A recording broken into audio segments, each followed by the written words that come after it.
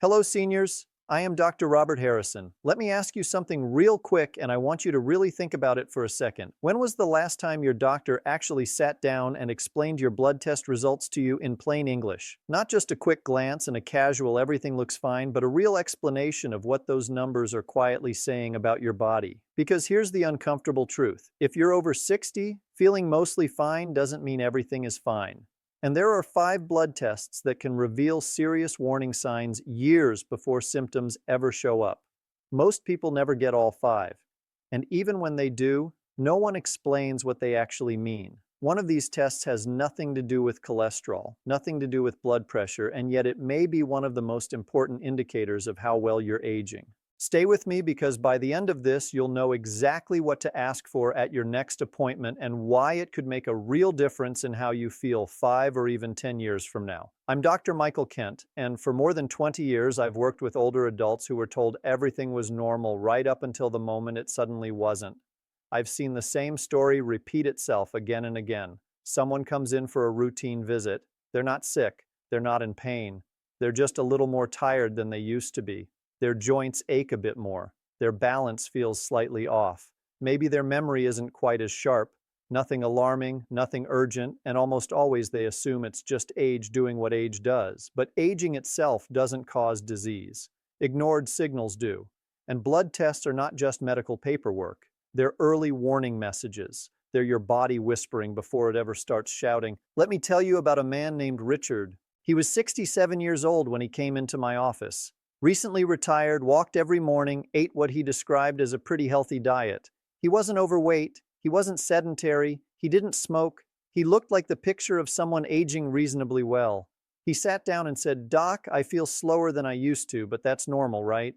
His basic lab work looked fine. Cholesterol acceptable. Blood pressure borderline, but nothing that raised red flags. Fasting blood sugar within range. If we had stopped there, he would have walked out reassured and unchanged. But we didn't stop there because aging well isn't about passing basic tests. It's about understanding the quiet changes that basic tests don't always catch. The first test I want to talk to you about is one almost everyone has heard of, but very few truly understand, and that's the A1C test. Most people believe this test is only relevant if you have diabetes. That's one of the biggest misconceptions in modern medicine. The A1C doesn't just measure blood sugar on a single day. It measures how much sugar has been sticking to your red blood cells over the past 2 to 3 months. In other words, it shows your long-term blood sugar behavior. And after age 60, even slightly elevated blood sugar can have outsized effects on the body. It can damage small blood vessels, especially in the brain. It can accelerate memory decline. It can increase your risk of falls by affecting nerves and muscles. It fuels inflammation and speeds up biological aging at the cellular level. What concerns me most is how often people are told their A1C is normal when it's actually drifting upward year after year. It might still fall within the official reference range, but that doesn't mean it's harmless. I've seen patients with normal A1C levels who struggled with fatigue, brain fog, and nerve pain, and no one could explain why. When we looked at the trend instead of a single number, the answer became obvious. Their metabolism was changing. Their body was becoming less efficient at handling sugar. And that shift affects far more than diabetes risk. And what's important to understand is that A1C doesn't exist in isolation. It interacts with other systems in your body, especially inflammation. Which brings us to the second test. C-reactive protein, or CRP, is one of the most underappreciated blood markers in older adults. I like to describe it as your body's internal smoke alarm. It doesn't tell us where the fire is, but it tells us that something is smoldering. Chronic low-grade inflammation is one of the strongest drivers of age-related disease. Heart disease, arthritis, cognitive decline, cancer, frailty, even depression. All of these conditions share inflammation as a common thread. And here's what makes CRP so important. You can have elevated inflammation and feel completely fine. No fever, no obvious pain, no clear warning signs. That's why CRP is so valuable. It gives us a glimpse into the background stress your body is under every single day. When CRP is elevated, even modestly, It tells us your immune system is constantly switched on, your repair systems are working overtime, your body is aging faster than it needs to. This is where Richard's story starts to get interesting. His CRP wasn't extremely high, it wasn't something that would cause panic, but it was elevated enough to make me pause. It suggested that beneath the surface, his body was dealing with more inflammation than it should. That single number prompted us to dig deeper. And what we found next was something his standard labs had completely missed. There's a blood test most people have never heard of, and unfortunately, many doctors don't routinely order it either. It's called homocysteine. Homocysteine is an amino acid in your blood, and when levels rise, it acts like sandpaper on your blood vessels. It irritates the lining of your arteries. It impairs circulation to the brain. It increases the risk of stroke, heart attack, and cognitive decline. What makes homocysteine especially dangerous is how quietly it does its damage. You can have normal cholesterol, acceptable blood pressure, and no symptoms whatsoever, and still have blood vessels that are being slowly injured every day. Richard's homocysteine level was elevated, not dramatically, just enough to significantly increase his long-term risk. No one had ever tested it before, not once.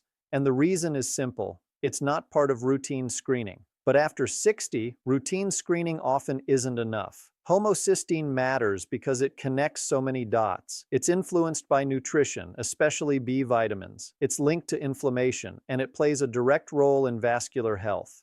When we see elevated homocysteine, we don't just see a number. We see a warning that the brain and heart may be under silent stress. What makes this even more important is that homocysteine often points us toward another hidden issue, one that affects energy, balance, memory, and mood.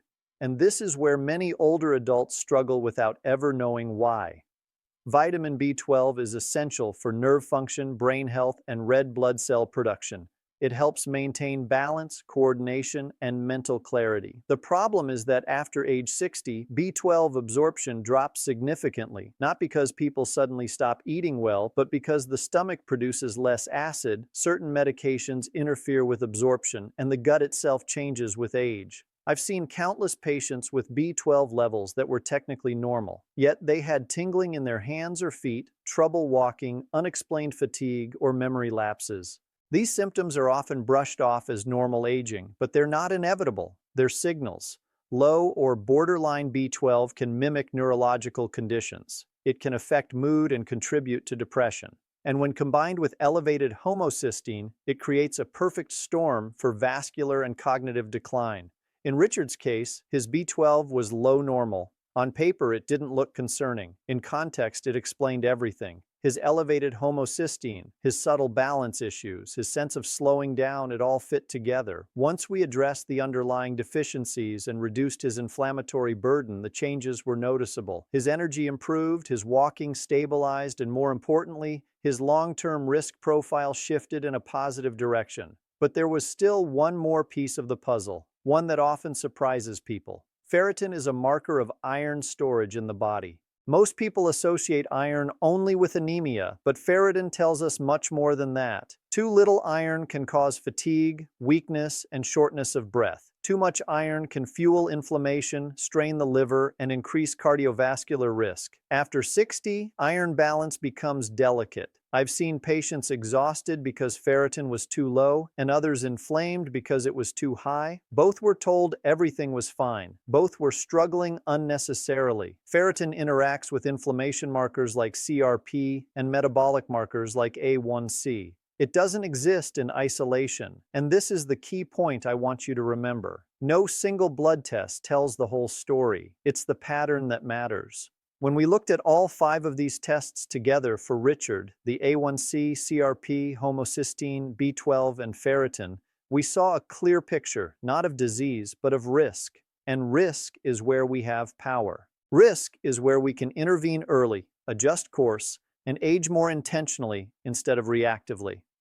So here's the question I want you to sit with for a moment. Which of these 5 tests have you actually had? And which ones have never been mentioned to you at all? If you're over 60, don't assume that no news is good news. Ask better questions, request deeper labs, and don't wait for symptoms to tell you what your blood has been trying to say quietly for years. By the time most people reach their 60s, they've already learned how to tolerate a lot. a little more stiffness in the morning, a bit more fatigue in the afternoon, names that take longer to come to mind, balance that isn't quite what it used to be. And because none of it happens overnight, it slowly becomes normal. What worries me isn't that people are aging, it's that they stop questioning what aging is supposed to feel like. And that's where blood work becomes incredibly powerful, not as a diagnosis, but as a map. One of the biggest mistakes I see is people looking at blood tests in isolation. A cholesterol number here, a sugar number there, a quick glance, a nod, and then life goes on unchanged. But the body doesn't work in isolated compartments. Everything is connected. Blood sugar influences inflammation. Inflammation affects blood vessels. Blood vessels determine brain health. Nutrient absorption affects nerve function. And iron balance plays a role in fatigue and immune stress. When you connect the dots, patterns start to appear long before problems become obvious.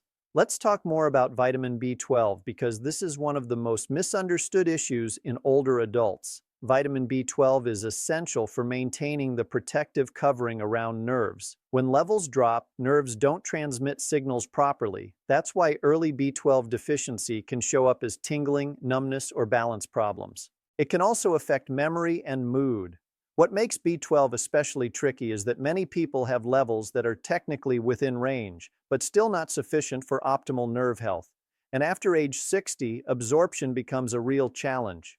You can eat a diet rich in B12 and still not absorb enough of it to meet your body's needs. This is why symptoms like fatigue or brain fog can persist even when blood work looks acceptable on the surface. When B12 is borderline and homocysteine is elevated, it creates a situation where blood vessels are under stress and nerves are undernourished at the same time. That combination doesn't usually cause a dramatic crisis. Instead, it creates a slow erosion of function. Walking feels less steady, reaction time slows, concentration takes more effort, and people often assume it's just the price of getting older. But here's the important part. Many of these changes are not inevitable. They're modifiable. When we identify the issue early, we can intervene in ways that support the body instead of just reacting to decline. And that brings us to a test that surprises a lot of people when they learn how important it really is. Ferritin. Ferritin measures how much iron your body has stored, not just what's circulating in the bloodstream. Iron is essential for carrying oxygen to your tissues. But like many things in the body, balance is everything. Too little iron leaves you feeling weak and breathless. Too much iron can fuel inflammation and oxidative stress, which damages tissues over time. In older adults, ferritin levels can drift in either direction, and both extremes can cause problems. What makes ferritin particularly important is how closely it interacts with inflammation. High ferritin can be a sign that the body is holding on to iron as part of an inflammatory response. Low ferritin can indicate depletion that leaves muscles and organs under-oxygenated. Either way, energy levels suffer, immune function can weaken, and the body becomes less resilient. This is why looking at ferritin alongside CRP and A1C gives us a much clearer picture of what's really happening beneath the surface. When we looked at all of these markers together for Richard, the story became clear. His body wasn't failing, it was compensating. His systems were working harder than they needed to because small imbalances had gone unnoticed for years. Once those imbalances were addressed, his body didn't just stabilize, it functioned better. And that's the goal. Not perfection, not eternal youth, just giving your body what it needs to age with strength instead of struggle. What I want you to understand is that blood tests are not about labels. They're not about being told you're sick or healthy. They're about awareness. Awareness gives you options, and options give you control. Too many people wait until a symptom forces action. A fall, a hospitalization, a frightening diagnosis, but by then the body has been sending signals for a long time. The challenge is learning how to listen. Another thing I see far too often is people assuming that if a doctor didn't mention a test, it must not matter. The reality is that medicine today is under time pressure. Appointments are short, guidelines are conservative, and many important markers are considered optional rather than routine.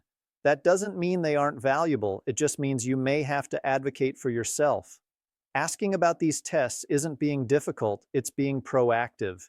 You don't need to memorize reference ranges or become an expert in lab interpretation. What you do need is curiosity. Ask how your numbers are trending over time. Ask whether normal is optimal for someone your age. Ask how inflammation, blood sugar, and nutrient levels interact. These questions shift the conversation from reactive medicine to preventative care. It's also important to understand that improving these markers doesn't usually require extreme measures. Small changes can have meaningful effects. Adjusting diet quality, improving protein intake, supporting nutrient absorption, reducing chronic stress, addressing sleep, staying physically active in ways that support balance and muscle strength. These are not dramatic interventions, but they compound over time, and blood work allows you to see whether those changes are actually helping. One of the most empowering moments for many patients is when they realize they're not powerless. They're not just waiting for something to go wrong. They can see what's happening inside their body and respond accordingly. That sense of agency changes how people approach aging. Instead of bracing for decline, they focus on maintaining function. Instead of ignoring subtle symptoms, they investigate them. If you take nothing else away from this, remember this: aging is not a sudden event. It's a gradual process shaped by thousands of small factors. Blood tests are one of the few tools we have that allow us to see those factors clearly. They don't predict the future with certainty, but they offer clues. And when you pay attention to those clues early, you give yourself a better chance at staying active, independent, and mentally sharp for as long as possible. So, let me bring this back to you. If you're over 60, when was the last time you looked at your blood work as a whole instead of as a checklist? Have you ever discussed inflammation levels, homocysteine, or nutrient absorption with your doctor? Or were you simply told everything looked fine and sent on your way? There's nothing wrong with trusting your physician, but trust works best when it's paired with engagement.